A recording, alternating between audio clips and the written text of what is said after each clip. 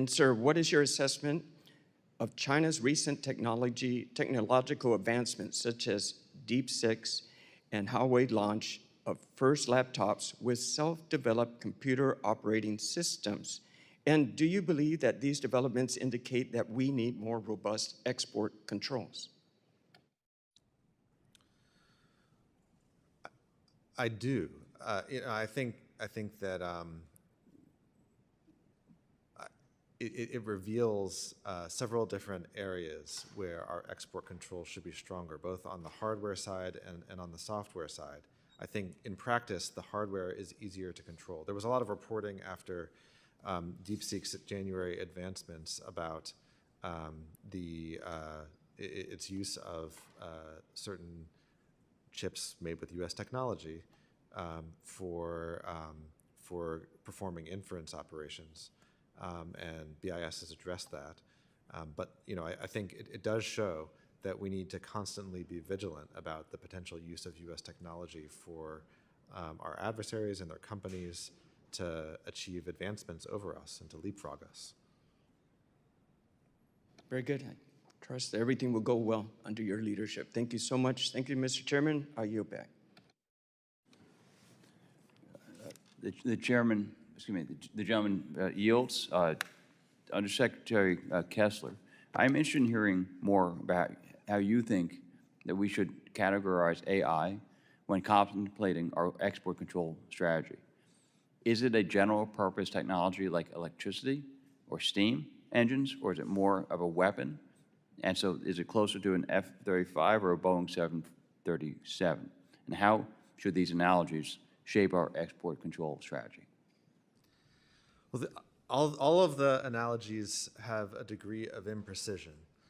Another one that I've heard used is civil nuclear technology, one that has enormous potential benefits to humanity, but that can be dangerous if it falls into the wrong hands. One that needs to be controlled carefully and monitored, especially when deployed overseas, but one that we should also promote and ensure United States continued leadership in. So I think that it is an area that needs some degree of regulation, particularly with respect to security. We need to make sure that when it's deployed in the United States or overseas, it's deployed in a secure way, one that is consistent with American interests. But it's also important not to regulate this to death. And I think that's the trap that, frankly, the Biden administration fell into with the AI diffusion rule that I was discussing a moment ago with another member. That was an example of command and control style regulation of this dynamic and rapidly evolving technology area that would have just strangled it. And what specific areas of concern did you have regarding that structure? Regarding the diffusion rule? Yes. Well, yes. I mean, they are almost too many to list. There was a series of elaborate caps on computing power and the number of chips that companies could get, depending, per country and depending on the classification of that country. And it was just a very Byzantine set of rules, difficult to understand, much more difficult to comply with, and divorced from commercial reality. Okay. Thank you for that clarification. Congress has persistently raised issues with BIS's delays in identifying emerging and foundational technologies as BIS, as is required under the ECRA. BIS has effectively established a shadowy policy that will only recognize emerging and foundational technologies after working through the Wassenaar arrangement.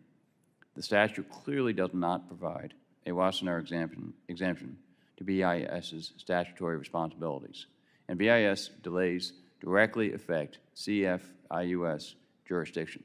Will you commit to ensuring that BIS follows the ECRA's mandate and ends its shadow Wassenaar requirements prior to identifying emerging and foundational technologies?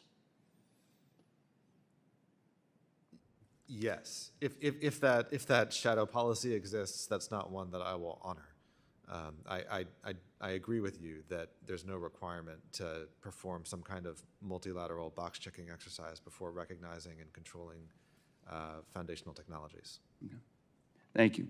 And then one more question for you, sir, for me. BIS has not fully replaced its IT infrastructure since 2008.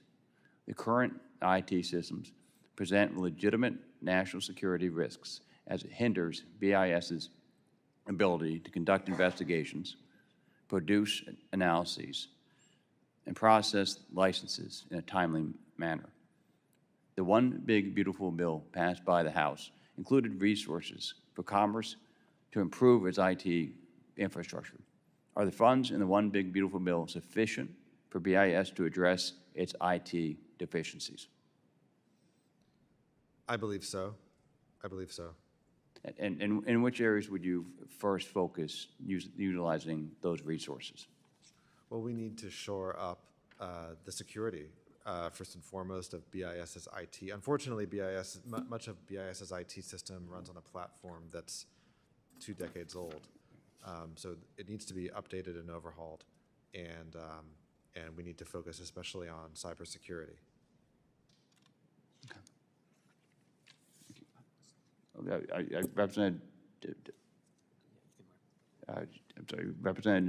I yield to Representative Self for further questions. Thank you, Mr. Chairman. So I think it's fair to say that not all of the people that can produce advanced chips hold our position on China, that it is certainly a peer adversary. Are you prepared to recommend to the Secretary of State, and to the President that if our export controls or our allies or other nations that are producing these chips continue to provide them to China, whether surreptitiously or openly, that other means might be necessary to curb the traffic of advanced chips into China?